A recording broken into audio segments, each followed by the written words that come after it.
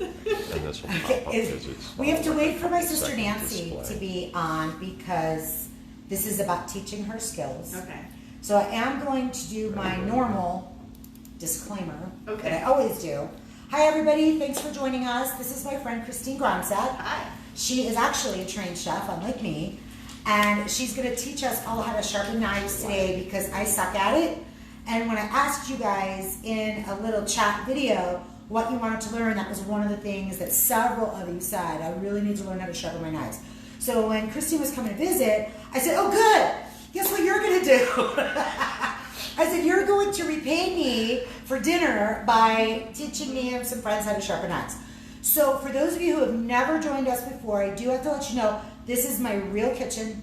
This is my real house. We have real dogs, and they may or may not bark at any given time based on who's at the door. All right, we've got Karen Shalita, Hi, Tina, Karen. Sister Tina, Hi, Sister Tina. and Deb Popola on. Depop's always there. And I just saw. And we're waiting for Sister Nancy. I saw Sammy come up. Oh, hey, Sammy. So for those of you that don't know, when we went on our trip to Egypt, Sammy was what his title is hotel manager for the ship that we were on.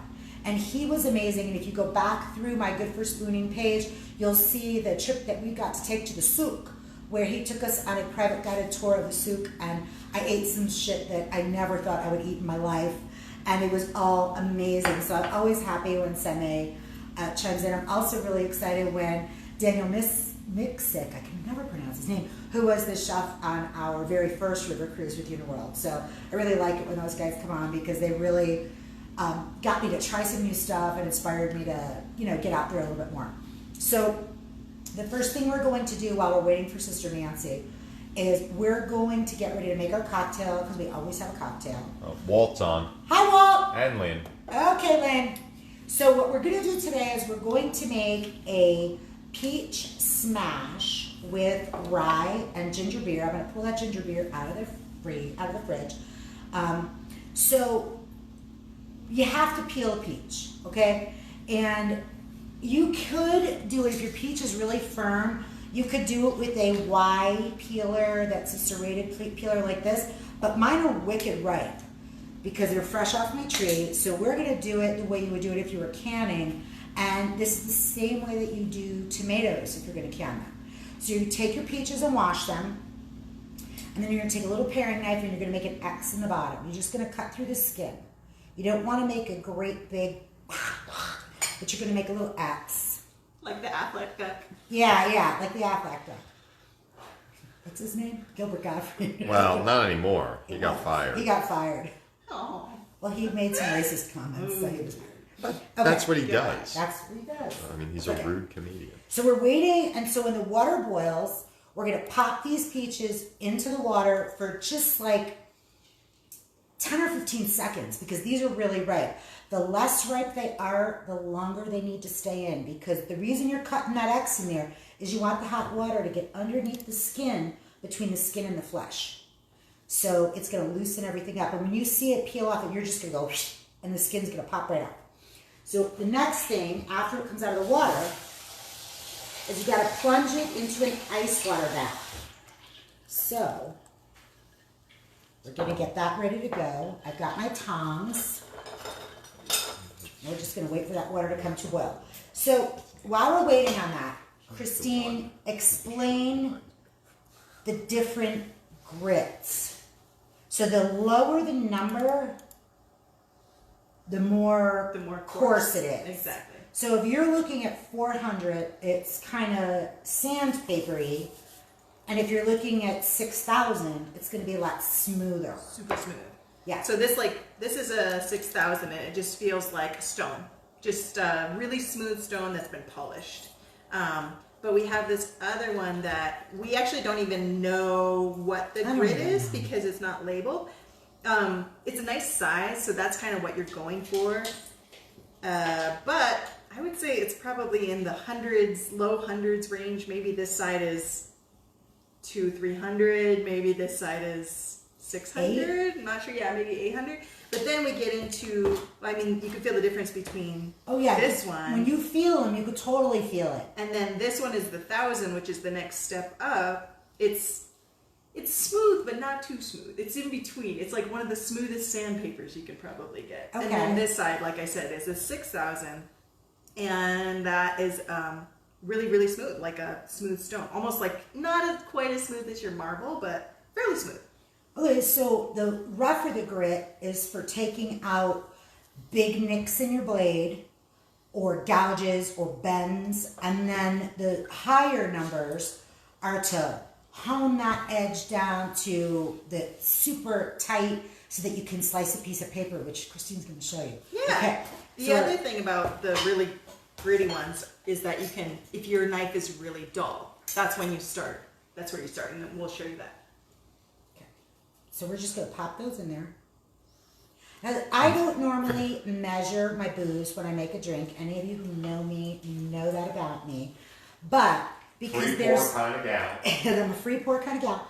But because there are just a few ingredients in this, we want to make sure that we measure so that we get really good... Oh, that was hot. Boiling water, bitch. Of course it's hot. Okay, so we're just going to let that sit in there for a second while I go and get my ginger beer. That's whenever I burn myself or, that's hot. John goes, oh shit, Sherlock. And while we have a break in the action, I'm going to come on through and do my Notebrow ad. Yes. This is a fabulous, juicy IPA that actually Christine and her husband Byron, who's sitting back there manning the computer with me today, they worked on with me 2 weeks ago. And we put this together, and you can see it's nice and hazy, it's very juicy tasting. And I also wanted to point out this t-shirt that I'm wearing. I actually bought this t-shirt because of my brother-in-law Walter. Because Walt, this reminded me of you. Leanne, could you read this out loud? It says, the distance between impossible and all we need is a free weekend and some kind of rocket motor is 8 drinks. And there you have it, Walt. Cheers. Okay, so you'll see that this skin is just sliding right off. Slime right off? It comes right off. I heard the other way to peel a peach is to give you tequila. Yeah. That's what I heard somewhere. Not me. I break out in handcuffs when I drink tequila. Karen Shalita wants to know, how did those compare to the sharpening stone that make them with a knife block? Or the hone? Oh, it's a totally different thing. Yeah. Go for it, Christine. Explain the difference. So this is a steel. Some people call it a honer. Mm-hmm. And we're going to show you, basically this is the finishing, what is it, a harmonica? Oh, that's a horner. I'm horner. sorry. We were... So basically this is the last step when you're sharpening your knives, and or the in-between step whenever you're working with a knife all day long. So at the restaurant, you start your day honing your knives, and you finish your day honing your knives. And a lot of the times, if you're working through a whole cutting board of onions or garlic or whatever, you're going to be honing in between, depending on the knife. Some knives keep their blade just a little bit longer. So that's what comes in your knife block. Sometimes, if you're buying a really good knife block worth of knives, this is going to be a really good quality. Other times, it's going to be crap. So you just want to match the quality of your knives, basically. If you're buying a really expensive, beautiful Japanese knife, you're going to probably want the best quality steel and or a ceramic steel. So there's lots of different materials that they make these out of, so there's lots of fun stuff to learn about. Okay, back to peaches. Back to peaches. So these are what's called a freestone peach. So when you buy a peach in the can, it'll say cling peach. Do you see the way that stone popped right out of the peach? That means it's a freestone. Cling stone is the kind where you bite into them and you get the fibers between your teeth because the flesh is sticking to the pit. Freestone is the way to go. If you can find them, they're not always labeled in the grocery store, but that my tree happens to be a freestone peach on purpose. Okay, so this is a muddler. If you don't have a muddler, the handle of a wooden spoon will work as well. But I do have a muddler, and what we're basically going to do is mash these into like a little puree almost. And because they're so ripe, you don't really need to do a whole hell of a lot to it. Now, if you're doing this in a batch, you could put these in the blender and Small food processor. small food processor and blend them up 1, 2, 3, and it won't take any time at all. So we're just gonna. Does it matter what kind of how hefty your glass is? No, it doesn't really. I mean, I could do this in a any gold glass, but because these are pretty and we like you guys, you get to use the pretty glasses. Lucky us. Caprice is on. Hi, Caprice. Okay, so I probably should have put these in cut side down. Yeah. Makes it just a smidge Just saying. easier. It's peanut gallery. So good. It's like watching one of the dogs chase an ice cube across the floor. Yeah, So- pretty much, yeah. Because they're slippery. Peaches are slippery. I'm so glad we get to work with peaches. Yeah, me too. They are. Smells so good. It Yeah. smells like a peach pie. Yeah, because they're nothing they're better just fresh. fresh. Yeah. Oh, so good. I mean, you could if you're using canned peaches, and I told you this in your instruction list, make sure that they're in their juice, not in syrup. Otherwise, it's not going to taste the same. Nice. Okay. So we're going to add just a couple of drops of bitters to each one. Whoop. So we're using Angostura. We could Is use there a reason Angostura, for just because it's what I Angostura? have. Yeah. You could use Peychaud's if you had it, but straight up bitters. Doesn't need to be walnut bitters or anything like that.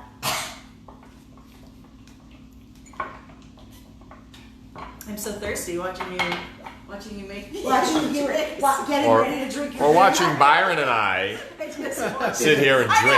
know, this is not fair. Well, get your drink. It's right there.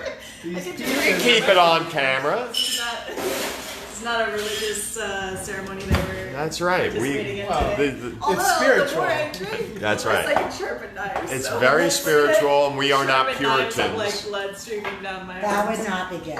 Okay. gonna be So pretty for good. each one of these, we're just going to put 1 ounce of rye.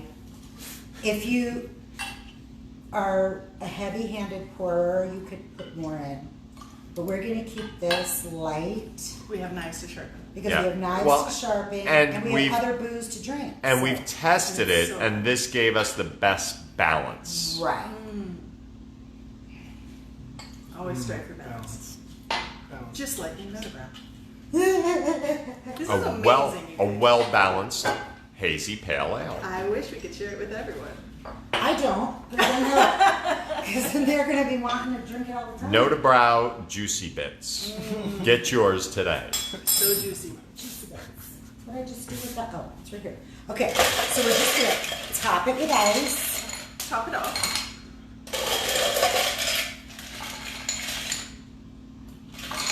Cutest little ice cubes. For my little, one of my friends, Nikki, she posted, "What's the weirdest thing you bought in quarantine?" I said, "A tabletop ice maker." But you live in Vegas. We go to ice like crazy, Lori's on. and we're just gonna kind of mix this up a little bit, and then we're gonna pop our ginger beer. Now, I love ginger beer. I want to make sure that this is still. That it's not still. Yeah, I wanted to make sure it still bubbles in it. Yes. When we first met Todd and Leon, they went through the 12 steps of how easy it is to make your own ginger beer. And they made it sound so easy, but then it was like, the description went on for a half an hour of how easy this was to make ginger beer. That's John, not me. Then we went ahead and made our own ginger beer, and Fever Tree is the I love next Fever Tree. best. Bundaberg is also I number love 3. Bundaberg. So good. But homemade is always good. This is what I had. And So good. it really It is. really is easy. It's true. It's just 12 steps. So 3 weeks later, you have gingerbread. If you spend enough time hanging out with me, you will always need 12 steps. Okay. Cheers to that. And just because I happen to know that nutmeg is Christine's favorite spice, It is. we are going to dust them all with a little fresh nutmeg. Fresh nutmeg is my favorite spice. Yeah, well, you shouldn't be buying that that's pre-ground. Pre-ground nutmeg It's gross. doesn't taste like nutmeg. It doesn't taste like I'm not anything. sure how it's the same species. It doesn't taste like anything. Oh my They're God, it spiced smells so and- good. One for each of the guys. Go get them. No, Byron is all. Go in camera, dude. Cheers. So we always have to start with a cocktail. Cheers, salute. Salud. Sláinte. Oh shit, that's really good. Oh my God. I hope you got the eye roll on camera. I know a thing or two about making a drink. Holy. For those of you How who much don't can I know, curse on this video? Is this you as much as you want. okay? I was holding back because No. I was like, oh, is there something more than that's No, watching? there I feel probably bad. is, but they know I cuss. So Okay. I'm sorry in advance. Things just come out. Never no, apologize for who you are. no. That's The right. bottom line is this: I'm not as bad as Auntie Fee, or as that girl that Lori was telling me about yesterday, and I forgot her name. It's like Trashy Tracy or something. She does some crazy. She does some crazy videos online. Trashy Tracy? Is that what it is? It's Trashy Tracy? No, I don't know. Well, It sounded funny. by the way, the comments that have come up, Lori wants that drink.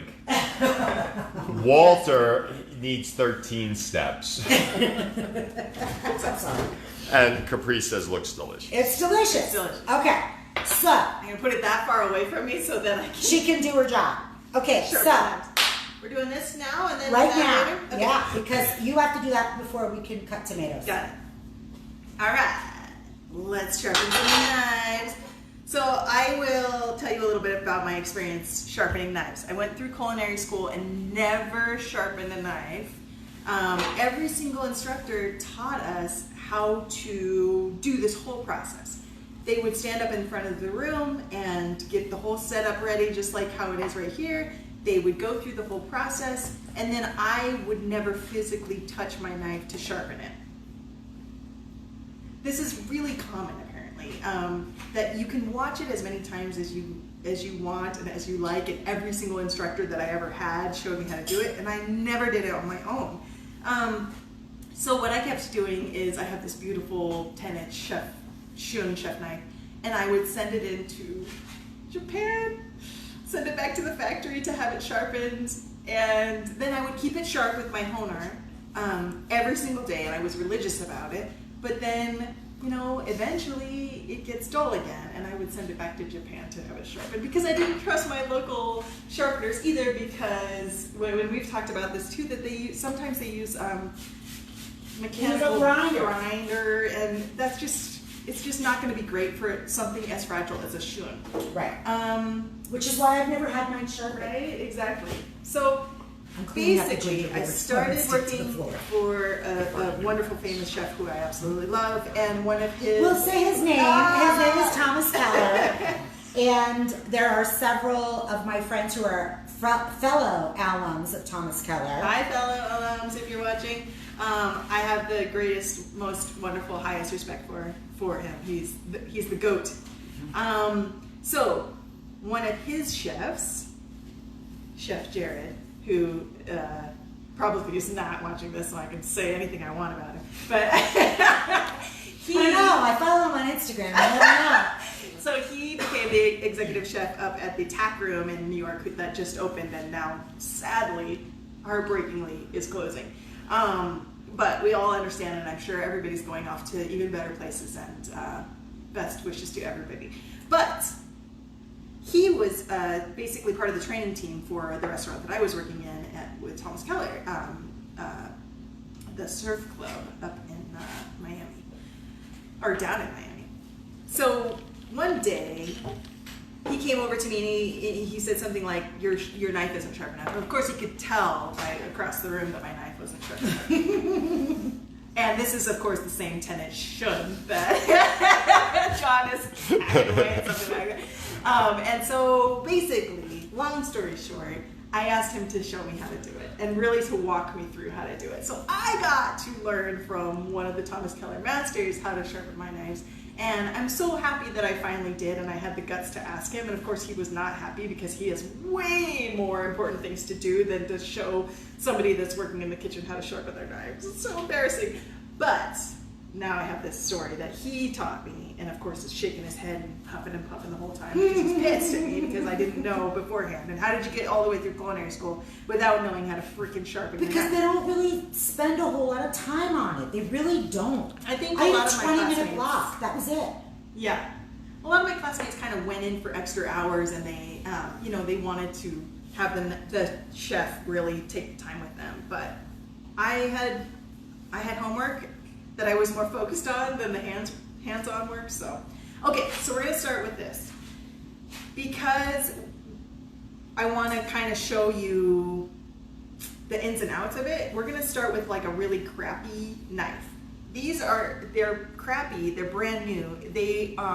So they're really sharp, but they're still crappy. So this was a 5-piece set. Yeah. That was $7 for the whole set. Garbage knives. Garbage At the knives. big lots. At the big lots. So I wanted to show you, so this is their Sentoku. It's really heavy, and I'm not sure if you could hear that on there, but that's not the sound you want to hear. It's completely jagged edges when it cuts through paper, and it's, even though like it feels really sharp. So we're gonna try to kind of get it a little bit sharper. The other one we're gonna do is, Okay, this is my El Cheapo Deluxo $7 KitchenAid stainless steel Santoku. Now, the only reason I even own a stainless steel knife, because they pretty much suck, is that when you cut lettuce with it, the lettuce won't brown. When you cut it with a high carbon knife, the lettuce browns. But when you do it with stainless, it doesn't. So this is really the only thing that this gets used for is cutting lettuce. And it's so bad right now that I can't even cut through lettuce, which is pathetic. so we'll kind of show you what this does too. Nothing. Nothing. Actually, my hand was wet on there, so that wasn't a fair assessment, but we'll do it again. It won't even cut through the paper. That's so sad. It's so pathetic. Isn't that Sad sad? knife face. A So, sad knife face. okay, so basically, we'll walk you through a couple of different things. So this is what, like we talked about before, this is the lower number, the higher grit. And we're going to kind of start on this and then work our way toward the higher number and the lower grit. This guy comes with this interesting little stand.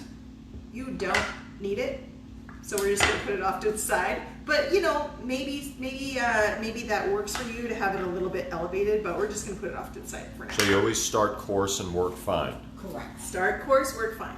So I can't even tell. I think it's this one is coarser. Yeah. The dark one is Yeah. coarser. Okay, so both sides are very, very coarse. So I'm going to stand here with a towel and perpendicular lengthwise away from me.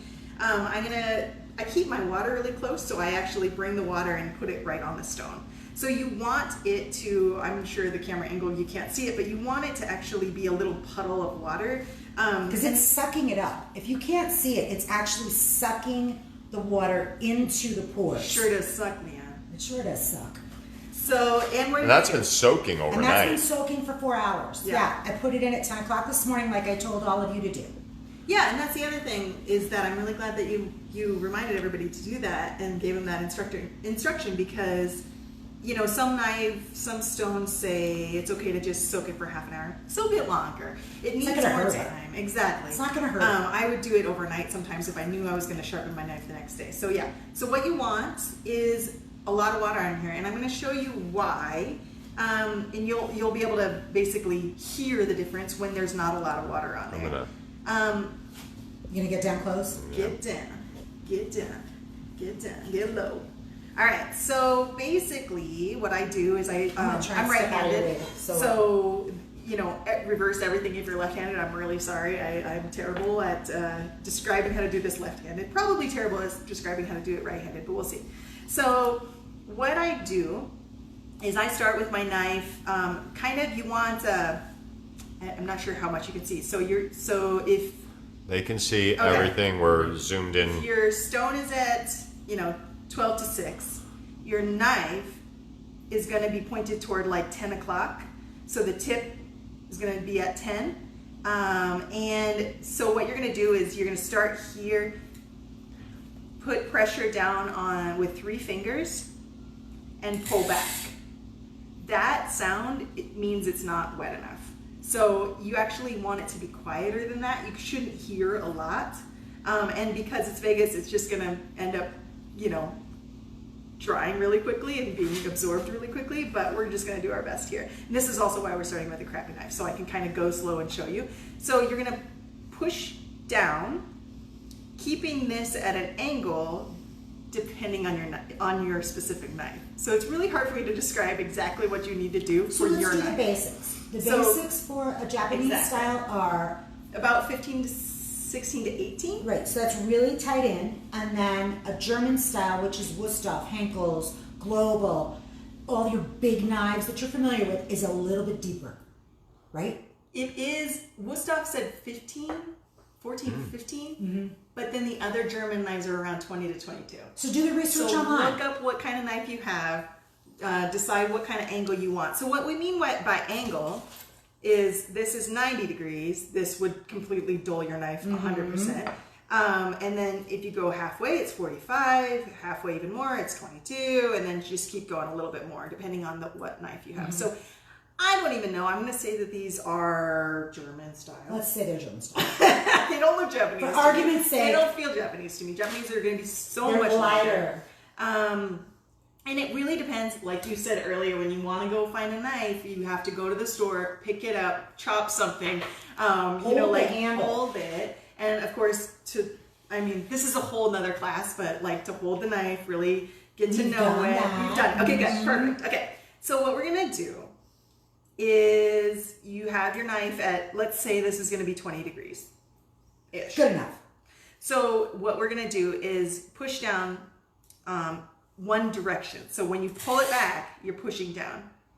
Technically, you're lifting it back up to bring it up. So you're not doing this. You're not doing this. Okay. At the same pressure. You're pulling back and then lifting, pulling back. So what I usually do is like 5-ish times in one place, and then I pick up my fingers and move them that much further. Exactly. Okay. So then here, and then keep going, and you hear the sound changes. The tone, like pitch, goes a little higher. So we're gonna put more water, and then keep going. 1, 2, 3, And so we can always just do go the through. same number of scrapes. Yes, because you don't want it sharper. You're pushing back and forth. You told them not to do that. Right, but so when you go slow, you won't hear anything. When you go a little faster, you'll actually hear, but I know I'm picking it up. Oh, okay. So there's no pressure on the way back. It's just a little bit of drag. It's just Exactly. touching it. Okay. So you kind of go here.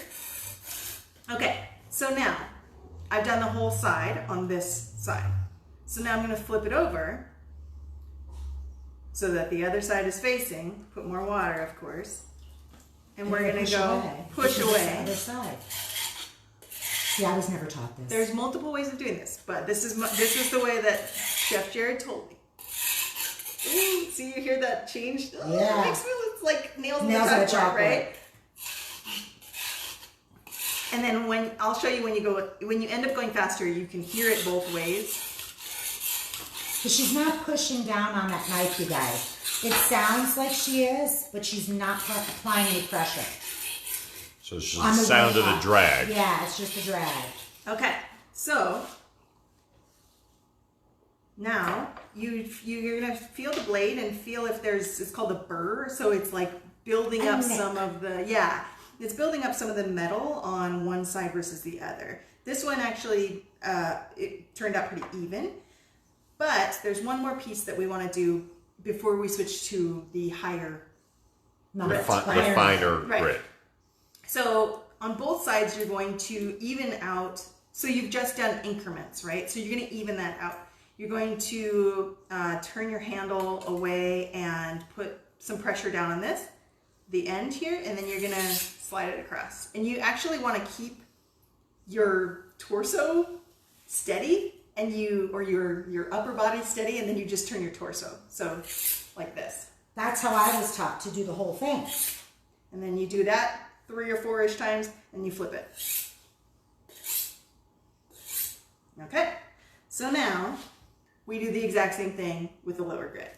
And so we just are gonna keep going on this whole knife over and over and over. It's probably kind of boring, but I mean, so if you do it, and I've got some words to say. Okay. All right, so Great. right now I'm zoomed in on the stones. So Okay. let me zoom out for a sec. all right. So Christine's working with a santoku, and just to give you an idea, when you're moving your hand up, if it helps you, count your grantins. The little divots are called grantins. Count your grantins to make sure that you're sharpening all parts of the blade. If you're not using a santoku when you're working with a chef's knife, just give yourself some kind of mental notation. If you have to use like a wet dry eraser to say, okay, here's the first one, here's the second one, here's the third one, until you get really good at making sure all parts of the blade touch the stone, that's going to help you. It's going to if you're using a wet dry marker, it's going to wash right out. And it's not going to hurt your blade. It's not going to stain your blade. It's not going to do anything to it. Unless you're using a ceramic blade, and that's a whole other conversation, which we wouldn't be doing this.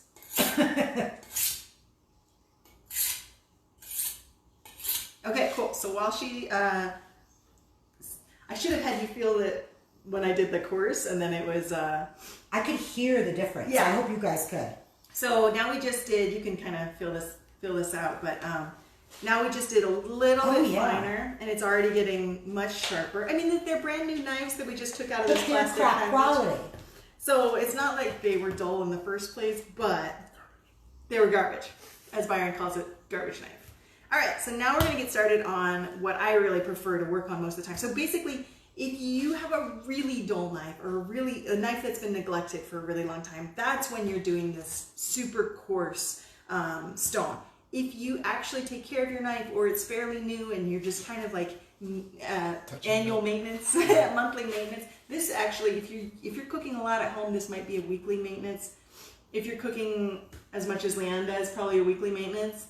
But if you're just doing, every few days you're cooking or something like that, You then could go maybe once once a every month. 3 weeks or once a Yeah, month. exactly. But Chef Jared would say every fucking day. Well, but what you're doing in the kitchen is what most people do in a week. When you work in a professional kitchen, they use their knives as much in one day as an experienced and avid home cook like myself does in a week. So it needs to be done daily. Yeah. Okay, so you can kind of hear, I don't know if you can. You can hear the But you difference. can hear the difference. So once again, I'm only pushing when I pull it back. And I basically am it's just dragging a little bit, but it's not, there's no pressure. What are you guys laughing about? Is somebody making comments? No. We are watching the video. Enjoying the feed. Okay. Flip it around. Why do I have a feeling you're in When you flip it around, I didn't really explain this very well, but when you flip it around, I push when I go away from me. Yeah, that makes sense. I think And that was then- self-explanatory. Yeah. And, lift it and up. Tina was asking about the water. She says, you don't use spit like Dad did? Yeah, Dad probably did use spit and sweat. Wipe his brow and stuff. Right, spit. My dad loved to sharpen knives. He absolutely loved it, and his knives were fabulously sharp. But I could never get him to do that when he came here because he was too busy playing with the big green egg. True story. He kept thinking he was going to try to find a way to steal it and put it in his car and drive it home. And then, Leanne, I want you to describe what we're seeing here. So, I'm going to pick it up. I don't know if you guys can see it, but there's actually like a black line from the carbon steel, leaving a deposit on there. And when you run your finger across it, it doesn't go away. When you pick it up, you can actually tilt it and see the line. So this blade is actually cutting into that fine grit. And it's supposed to do that, so don't panic or freak out. Don't panic, don't freak out. Basically what we're doing is to sharpen any knife, you're taking off a little bit of metal shavings. So that's what's being left behind when I do these, these basically torso turns. I don't know what the name is. It's a workout. It's a waist workout. It's a little bit of a Russian twist with a knife. But if you've ever watched any of the, there's YouTube videos that show it.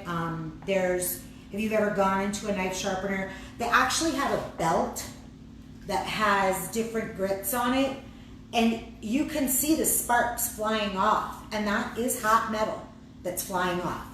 And I guess that's fine.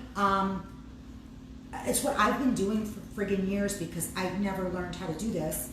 But now I can save myself a drive and some money by, doing it myself. You can actually see on here, there's some black that's coming off. Don't panic, it's supposed to. It's supposed to happen. It means you're actually doing it. It means you're actually sharpening it. And with the finer grit, you notice a big difference in the sound. Yes, exactly. And it doesn't suck up the water as quickly. Exactly. The coarser grit, because there's more pores in it. Think of like a pumice stone that you use on your heels.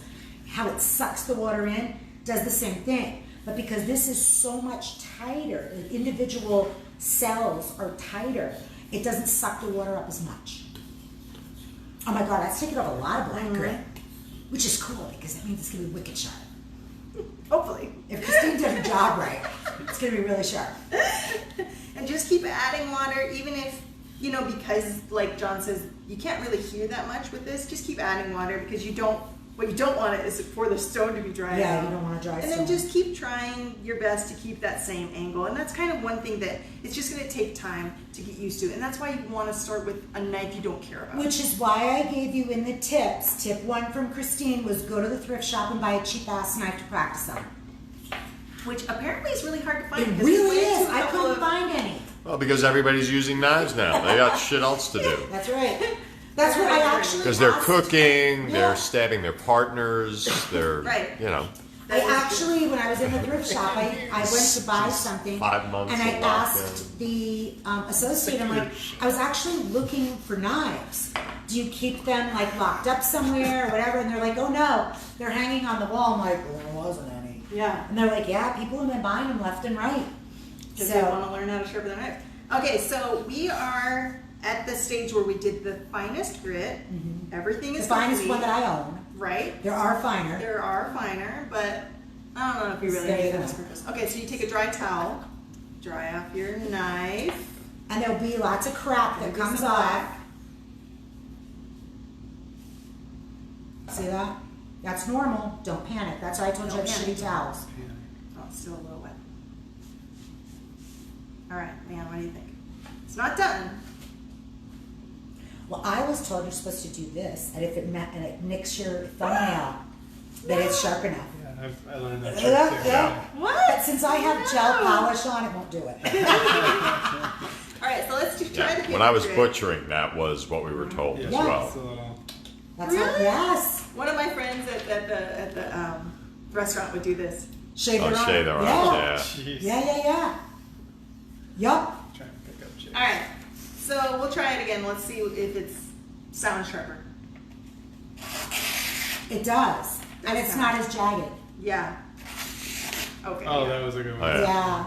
Much better. That's really nice. Okay, so great. So we have one more step to do, and I'll show you my technique for honing, which is different from probably 45% of the ones that you've already seen. 45 to 46%. I'm very specific. Incredibly specific.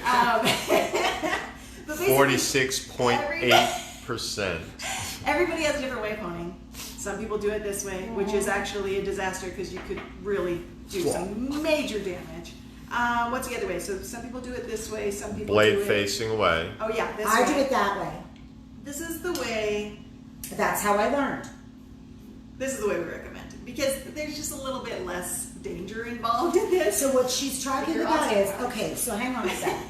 I'm going to show you. Alright, so. how I do it. I do it all on one side, and then I do it all on the other side.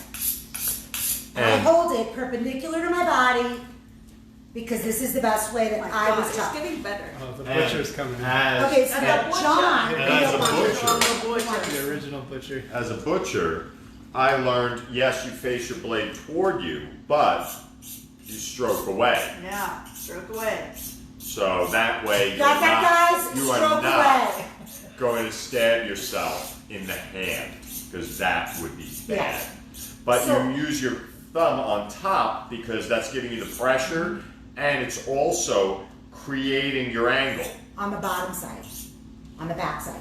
So, And always hand a knife, handle first. Of course. so the way I was taught is the way Christine is going to demonstrate for you. And this is a really good way to eat that. You want? Well, yours is right there. Oh, I need this one. Oh! Whoa! Looks like your kitchen. Okay, so I'm more of a French. You were more Japanese there. That's okay. I thought it was Star Wars, but Either way, but that way. But the Jedi use very Asian technique with their Yeah, knives yeah. and their I just wanna be Lightsaber. right. lightsabers. Just want to be right. Okay. Oh, okay. That's right. Knife. That's right. That's why we're here. Yeah, we're talking about stealing the knives now. Okay. You two back there. Zip it. Hey, we're good. All right. So we have your blade, your steel down, tip down at some kind of towel or something Soft that's gonna, surface. yeah, keep you a little bit of friction here. Friction is good in this instance. Because you don't want it to slide out from underneath you. You're gonna try to keep that same angle that you just sharpened your knives at. So this one maybe 20-ish is what we're going for, and we're going to bring it back. So pull your knife towards you, just like bringing your shoulder and your elbow back. Now, the most important thing about doing this, you keep going, is that you want to make sure that you are getting it from the heel of the knife all the way to the tip. You don't want to do it just in the middle. You don't want to do it just toward the bolster. You want to make sure you're hitting it end to end so that all of the burrs are taken off. All of the blade is exactly the same sharpness. Exactly. And you don't have to do this 25 times. No. This literally could be like 3 times on one side, 3 times on the other. Test it out, see if it's sharp enough. 3 times. 3 times. And as many times as you do it on one side, you do the exact same number on the other side. That's it. Okay, let's test it out. Okay, so what you're testing for, what you're doing when you're testing is checking for a burr. So once again, like we talked about, any kind of little buildup on one side that needs to be worked out and You keep talking, I'm going to glaze you. go to the other side. What if I run out of things to You say? won't run out of things to say. It doesn't take Okay. me that long. Walter's hungry. Okay, Walter. He also says Uncle John's the bomb. That's true. Maybe. I have been known to let's blow test up that at a out. time or two. So we just honed it. I don't think this paper. Let's see. Here, There you go. Creative. get creative. Oh, Nice. Super nice. that was a pretty good cut. It looks pretty. It looks pretty nice. So I think we're kind of done with this.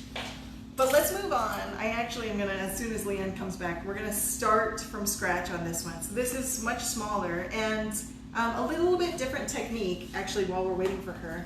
So we always keep the stones in the water when we're not using them. We're gonna start back on this roughest grain. And so when you're doing a smaller knife, I ran out of things to say. That's I okay. totally had nothing to say. Baloney. So we're gonna start on this one again, making sure that it's always kept wet. So when you have a really small, like a paring knife, you can sharpen your own knives, every single knife, no matter what shape, size, anything. The only one that's a little tough is your serrated knife. So bring that in. Either bring it in or buy a $20 serrated knife and it'll last for 3 years, and then buy another $20 serrated knife. Yeah. Which we don't normally recommend buying disposable kitchen stuff. Yeah. But a serrated knife is really tough to maintain proper cutting edge on. It is. And there's some really good ones that are $25, so might as well go with that. Okay, so we're starting with a really small knife. So basically, just wanted to show you this really quickly, is that you're doing the exact same technique, it's just smaller. Nothing from the guys. I was admiring the camera angle. Nothing from the guys. Okay. I really So got it. you're Well, starting once it again. didn't You can apply. even do- It didn't apply. You can do two fingers this time instead of 3, and you're just, once again, doing the exact same thing. I just do 3 fingers because it just feels right to me, but Fire's laughing from the other He's side. still laughing. Okay. Once again, you just, but it just is much faster because it's Less blade. so much less weight.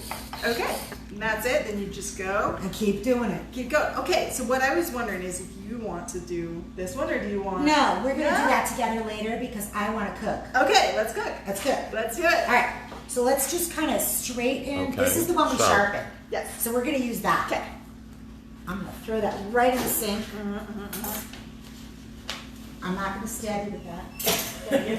All right, we are back out to regular shot. Okay, let's get our cutting board. All right, so Christine, Yes. this is the sourdough that I made on Wednesday. Okay, I want Because on Wednesdays we make sourdough. Because I feed my starter and create my everything and do all that stuff. And in case you don't know, making sourdough is like a 3-day freaking process. It's ridiculous. But like most of the country right now, I have decided that I needed to learn how to do this. So what I'm going to ask you to do with whichever bread knife happens to be handy is I want you to cut me some planks of bread. Now because this is a round loaf, we could do it one of a couple ways. We could cut it in half and turn the halves on their side and cut this way, which is perfect, I think, for what we're gonna do. Or you can make great big long pieces and then we'll cut them as we need them. But I think cutting it in half and then going crosswise is the best way. Yeah. So- So you want it this way and then crosswise? Yep. Okay. Yep. And I'll take 1/2. And you'll notice my sourdough has a really thick crust on it for 2 reasons. It's sourdough. It's supposed to. And 2, I didn't wrap it in saran wrap. I left it because I wanted a super crunchy thing. But you'll notice the inside is still really soft. It's perfect. So I'm just going to take this over to lay my head here, on get it that out of the pillow. way. Okay. So we are going to... And how thin do you want these? Well, we're going to do bruschetta. Ah. So, you know what to do. You know what to do. How's that? Perfect. Right. So I'm going to teach you, I know, when it comes, all right, so here's what you need to know about bruschetta. The word bruschetta means bread. It doesn't mean the bread with the toppings. It just means the bread. So when you're doing this particular dish, the bread is the key. And if you go stupid on the bread and either put it in the toaster oven or put it in the oven, you're making a mistake. You So- get what you deserve. That's right, you get what you deserve. Vacas at the quite. So, what you should be doing is taking your bread, coating it in olive oil, and dropping it on a grill pan or on a barbecue. Okay? And it's going to do a couple of different things. One, it's going to create a really beautiful, crusty exterior, but it's also going to keep your inside nice and tender, because that is the key to either crostini or to bruschetta. You knew all this, right? Oh, yeah. Okay, good. Okay. I always like hearing of them. Well, I mean, there's some things, you know, I don't know all the dishes that Thomas Keller's people make, so I don't know what We they... never made shit. Oh, I don't know Well, why. at our restaurant, that doesn't mean That it's not on somebody else. It's on a different one. So we're just going to do as many fit. I'm using just a grill pan. This particular grill pan happens to be all-clad, and it is cast aluminum, which is why I'm not using my whatchamacallit, my induction burner today, because aluminum does not work on induction. We already discussed that. You have to have something magnetic. Isn't that great? That's so good. It's getting better by the minute. It's like, I thought it was the best, the first sip, and I am. Oh, because you get more of the peaches when you get lower. Yeah. Yeah. Okay. So the next thing we're gonna do, we're just gonna kind of shove this off to the side because we're gonna make those later. We're just gonna make a pile. And we're gonna start working with our tomatoes while the bread grows. You can't rush the bread. The bread takes time. It's not gonna like happen overnight. It's not gonna happen in a hot minute. Okay, so here's our tomato bowl. You have a bread bowl? Bread basket? Right there. All right. And then this is gonna be our trash bowl. Trash bowl. Okay, so Trash. Oh, bless you. okay, so you'll notice I should probably use my I thought he was tongs. getting a cocktail. You see I wasn't that? thinking. I was like, It's got nice grill marks on it. That's what we want. Remember the rules. Okay, so I use this handy dandy little tool. I don't know that everybody has one, but it's actually a little that's tomato what that's corer. for. And where's our really new sharpened That knife? was in the Yeah, I gave you one. And Yeah. I was like, I don't know what this thing is. Okay, so Now I technically, know. you do not have to seed your tomatoes to make bruschetta, but I prefer it because I don't like the bread to get soggy. So I use the melon baller. You can use a spoon or a newly sharpened knife to take out your seeds. We got one. Yeah, but I Use didn't it know for what it was, so salsa. it just stayed in the cake because I was like, this thing is No, weird. use it for salsa. You get all Oh, the for shit out of there. salsa. Salsa? Salsa? Okay, so here's a couple things you should know about tomatoes. If you're keeping your tomatoes in the refrigerator, you're a savage. Okay? True If fact. you've ever But eaten... not a savage in a good way. Not a good one. If you've ever eaten a mealy tomato, you want to kind of dice those up for me and pop them in there. If you've ever eaten a mealy tomato, it's because it's been in the refrigerator. Okay?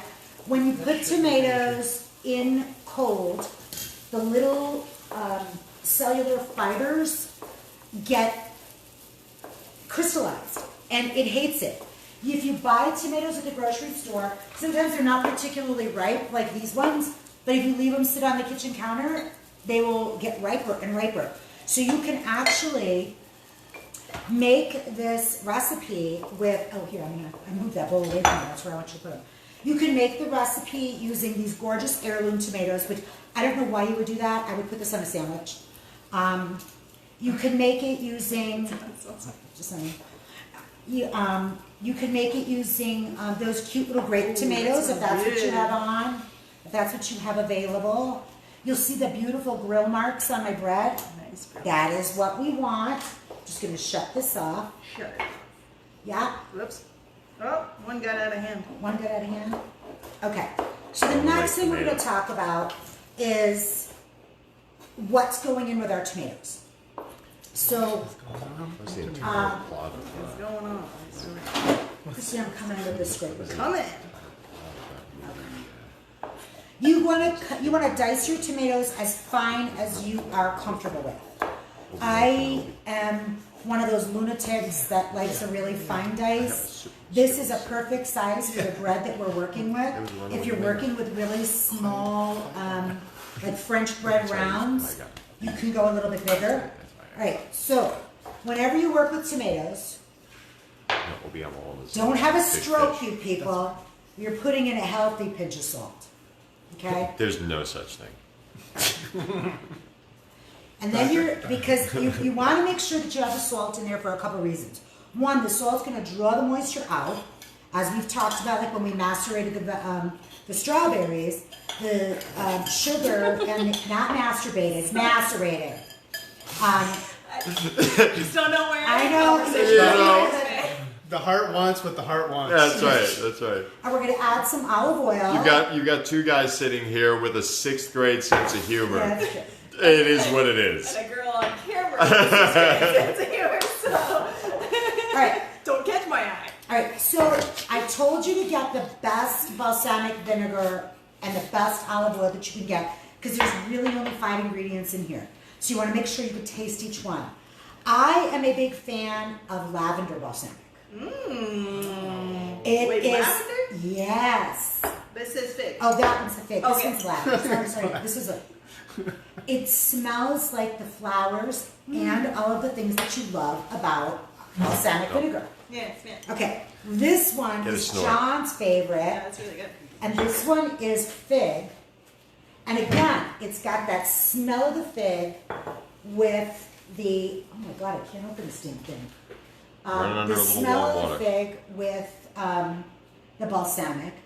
And they're both a little bit sweeter than regular balsamic vinegar. And then this one is a classic aged balsamic. But since it's not open, I'm just going to use the lavender because that's what I like.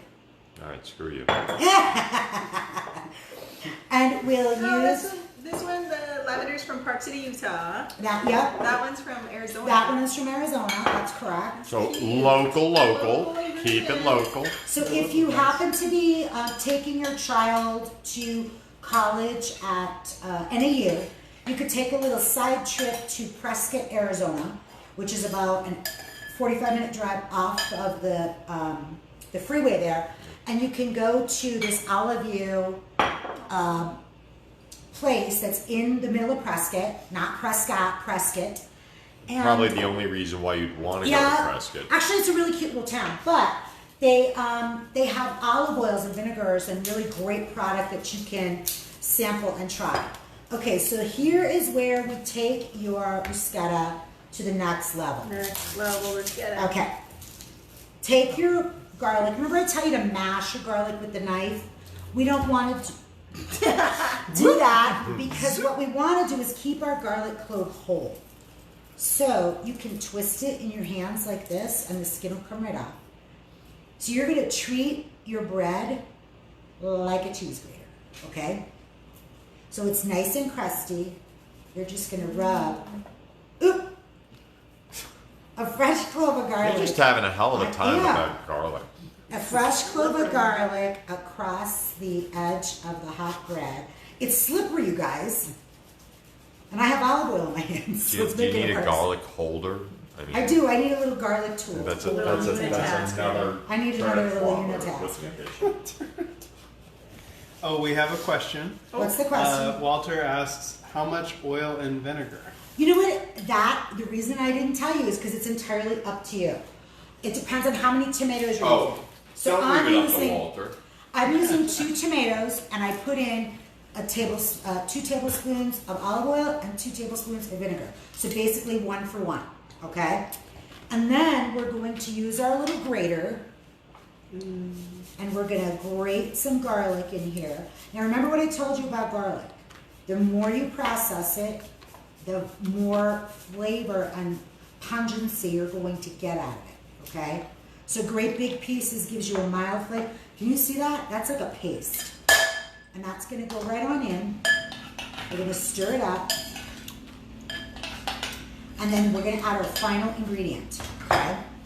Now, if you're keeping your basil in the refrigerator, you're a savage. Not in a good Because, not in a good way. Because this is what happens to basil when you put it in the refrigerator. See those brown spots? Son of a bitch. Son of a bitch. Okay, so what you should You should be do. keeping your basil on your basil Like plant live because they're size really is freaking really- easy to grow. Okay, yeah, it is. So what you should be doing, now this is beautiful basil that I got from Desert Bloom Eco Farm. When you get your basil from whatever source you're getting it from, you want to take it and you want to cut a very little tiny fresh edge off and you want to stick it in water. Now what it's going to do, and I don't know if you can see it, I'm going to try to move close to the camera. You see how it's growing new roots? Can you see the roots, John? Yes, I can Okay, see great. the roots, Leanne. It's growing new roots. It'll stay Thanks, Tom. in this, container until you pot it or until you use all your basil. So because we have it and because it is so gorgeous, we're going to use this opal basil just because it's friggin' beautiful. I mean, it's just, how much prettier can you get than this? I mean, seriously. It's the most beautiful, pretty, I mean, when you can change up your colors. I mean, everybody thinks basil is green. Okay, that's great. But if you can change it up and add another level and make yourself look like an even bigger rock star than you already are, then that's the way to go. That's impossible. That's the way to go. So, take your your leaves. You want to cut the stems off. And remember I told you to roll it like a joint. That's what we're going to do. I don't know how to do that, Okay. says Uncle John. Says Uncle Walter. John, he just doesn't know. Okay, so it's basically going to roll it up into a cigar. And you're going to go really fine across it. You'll notice how my hands are in the proper thing. My fingers are Position. curled back. Oh, This is called a chiffonade, and it makes these really pretty ribbons. And right in we go. And because this is nice and dark, we're also going to add a couple of the light green basil. We're going to do the same thing. It smells a little bit neat.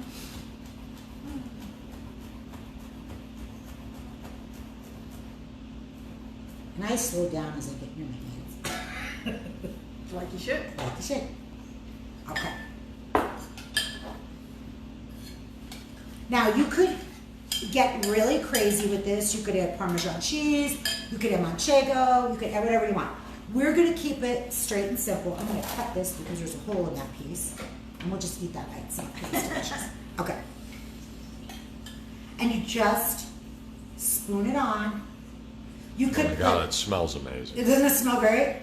You could put shallots in it. You could put green onion. One of my favorite ones to do is to do a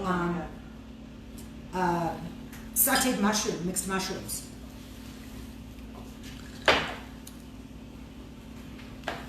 I'm going to cut this He out. should eat them shit over the computer. It's all right. It's waterproof. That's why I still buy the same computer. Yeah. So you can really, once you've got the technique down to make the bruschetta, you could put whatever toppings you want on. Another great one that I love, and nobody making faces or bad language, I love oil cured sardines with olive. So it's super salty. You don't need to do anything. You just put it in the bowl, put a little salt on, a little squeeze of lemon, and right onto the bruschetta, and you're ready to go. Well, these shorts are going in the wash. So, once your knife is properly sharpened, you should have no trouble cutting the tomato. As you saw Christine, I had no trouble with it. I had no trouble going through it, with the one thing. But let me show you what my beloved shoon looks like, which is what we'll be sharpening off camera. I can't cut through the tomato. I have to dig into it in order to cut through the tomato, and it shouldn't do that. So we'll be sharpening this off camera. So, babe, are there any questions? Byron, are there any questions that I need to Not answer? yet. No, you're in good shape. I got, and we're only 2 minutes over, so that's amazing. All right. We Okay. got it. That is a record. That's a record, y'all. Actually, no, the chicken salad was shorter. I wasn't on for We're that. not, that's right, because it was midweek. So, this video is available to you now for the next couple of days on Facebook. It is going to be moved over to YouTube. You can watch all of the videos on YouTube. And by the way, peeps, subscribe to the YouTube channel. That way when a new video pops up, you'll get an email that says, hey, Good for Spooning just posted a new video. And if you're not following my blog, you should do that too. It's also Good for Spooning. Basically, if you want to find me, I'm Good for Spooning. Twitter, And it's which I never good look at. FOR Yeah, the spooning. word for FOR spooning. Because if you go to good, the number 4 spooning, It's we a don't. corn, yeah, it's a Yeah, corn we don't know recipe. what you're gonna Yeah, so I get. actually You get what you deserve. I actually went online and made sure that I was good for spooning on all platforms so that none of the porn people could take my name. They friend me on Facebook. It's hilarious. Doing technology right. Hey, everybody's gonna have a job. I'm not judging here. But you just don't want to be mixed up with. I don't want to thought be this mixed up was with a that. bruschetta. Yeah, I don't want to be mixed up with that because that's not what I do. Different kind of spooning. I'm spooning shit onto bruschetta. That's what I'm doing. Right. So, there's no more questions? No, just lots of positive feedback. Yeah. All right, so who was watching that I need to know about? Well, Debbie Thompson just joined or came in a little later. And Walt said it's really good. Mm-hmm. It was his wife's idea. Yep. Miss Deb said another great demo. Great. And I hope you learned something, because I know I did. Because I really suck at sharpening knives. I can promise you off camera, we will be having our own private tutorial because Aunt Leanne sucks at sharpening knives. But probably not today, because Yeah. there's already alcohol involved. So But we will. We will. We're gonna do it. And that's the thing is, like, you can sharpen every single one of your knives, and then, you know, just give yourself a little bit of time to learn and kind of get the feel of what that feels like to push one way and lift the other way, because that's the and thing then that push takes a the little other bit of way time. too. Because Yeah. you're going to be When you pulling. flip it. You're going to be pulling towards you and putting pressure on one blade. Right. Then you're going to be pushing away from you and putting pressure. Exactly. So it's definitely a learning curve. And there's more than one way to do this. Yes. If you're seeing a different method online or you were taught a different method, it's probably correct as well. I'm not the expert. I just do it myself. So. But when you were doing this, I was taught to do the whole thing like that the whole time. Walt says that Jeremy and Becca are making the bruschetta now. Hi guys! Oh, that's my And- first nephew and his beautiful wife Becca. And Lisa Nucci's on. Hey Lisa! Oh my God! It's so nice to see you there. The olive oil really makes a difference. It totally makes a difference. You have to have good olive oil.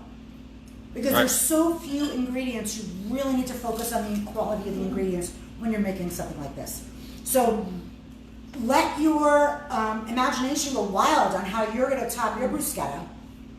Take pictures, post them up on Good for Spooning, because I love to see it when you share your food pictures with me. And by all means, ask all the questions you want. This video will only be up on Facebook for another couple days, and it's going to get moved to YouTube where you can find everything.